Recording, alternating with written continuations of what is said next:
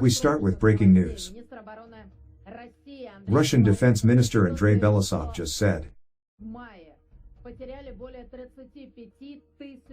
that in May the enemy lost more than 35,000 soldiers and more than 290 tanks and armored fighting vehicles, including 4 American Abrams tanks.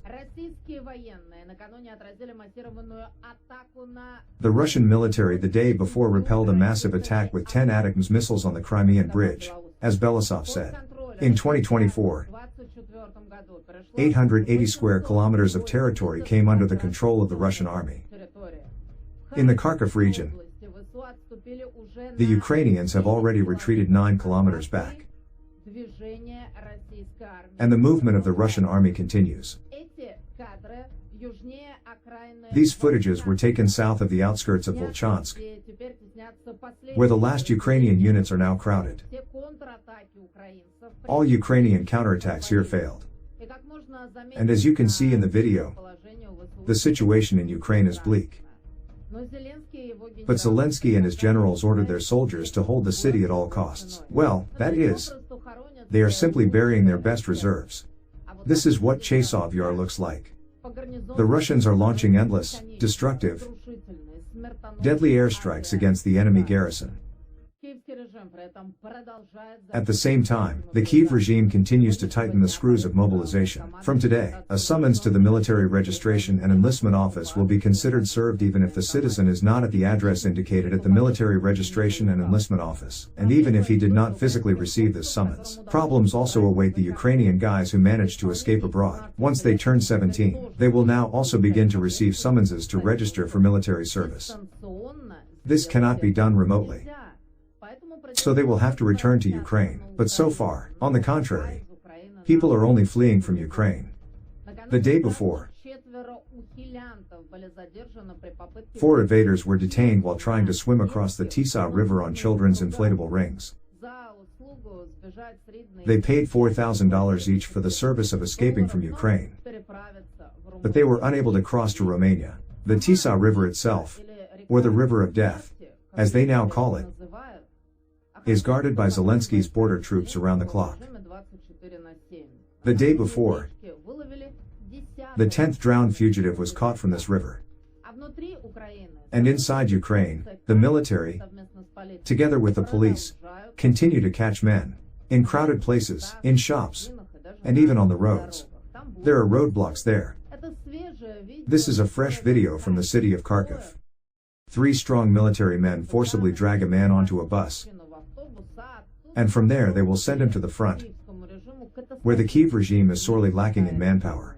Now only a month and a half is allotted for training, which means they are throwing unprepared soldiers into the fire. But the Minister of Defense of Ukraine with the telling surname Umerov informed the head of the Pentagon, Lloyd Austin, about positive trends in mobilization and the positive dynamics of the restoration of combat brigades. Commander-in-Chief of Ukraine Syrskyi confirmed this information. The new task from Washington is to lower the draft age to 18 years.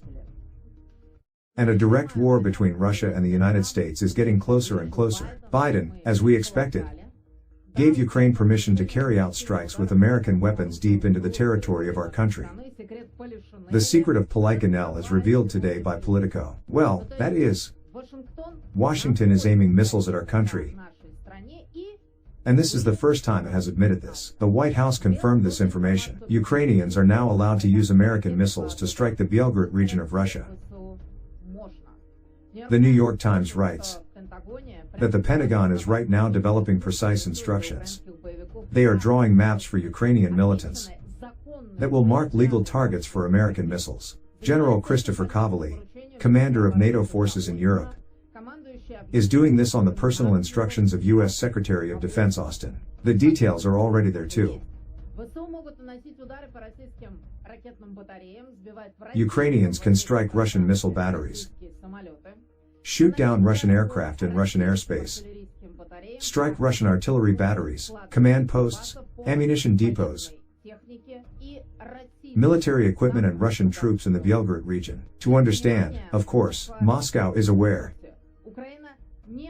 that Ukraine is not able to independently use either the American ATACMS missiles or the British Storm Shadow, or the French Scalp missiles. All flight missions are issued by the owners of these missiles, by NATO, that is, the Americans, British and French. In general, there really are no more red lines. Right now, Russia needs to think about its response options.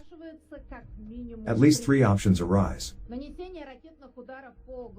This is a missile strike on the main NATO logistics hub in the Polish city of Rzeszów. This is the destruction of NATO drones and reconnaissance aircraft that correct missile attacks, not only over the neutral waters of the Black Sea, but, for example, in the airspace of Romania. Well, and this is the deployment of a group of troops in Belarus. Of course, there are also tactical nuclear weapons, but, as you understand, this is a last resort. Although, unfortunately, at this rate we will reach this extreme case quite quickly. The Biden administration has quietly allowed Ukraine to launch strikes on Russian territory using US-provided weapons, but only in the Kharkiv area. This was announced on Thursday by 3 US officials and 2 other people familiar with the work, and this is a major turnaround that will help Ukraine better protect its second-largest city. The US president recently directed his team to make sure Ukraine can use US weapons to return fire in Kharkiv to retaliate against Russian forces that are attacking or preparing to attack them, one US official said. At the same time, he noted that the policy of banning long-range strikes on Russian territory has not changed. Essentially, Ukraine can now use American missiles and missile launchers to shoot down Russian missiles launched towards Kharkiv. They can be used against troops amassed on the border with Russia, not far from the city, or against Russian aircraft at the moment of launching bombs into Ukrainian territory. However, according to the official, Ukraine should not use these weapons to strike civilian infrastructure. It is also prohibited from launching long-range missiles such as ATACMS to strike military targets deep inside Russia. Interesting news came out today. At the June summit, NATO will put support for Ukraine on a stronger foundation, as stated by NATO Secretary General Stoltenberg. That is, if before this the foundation was apparently made of dried manure, now it will be made of wood. And in another year they will put Ukraine on a reinforced concrete foundation, and then, perhaps, a roof will appear. The main thing is to believe. Deputy Prime Minister for European Integration of Ukraine Stefan Ashina said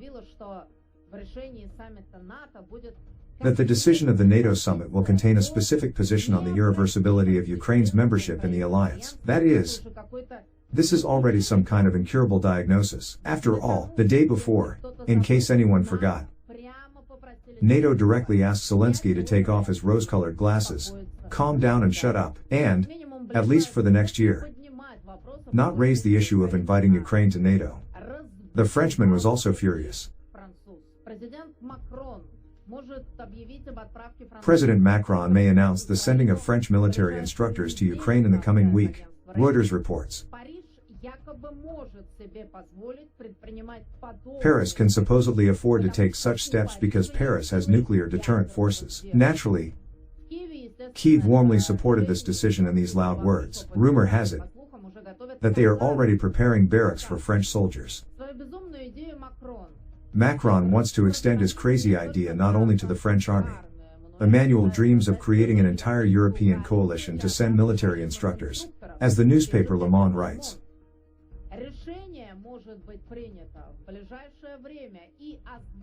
A corresponding decision may be made in the near future and announced during Zelensky's visit on the occasion of the 80th anniversary of the Allied landing in Normandy. Among those who could join Macron's idea may be Lithuania, Estonia and the UK. This is the most ridiculous policy.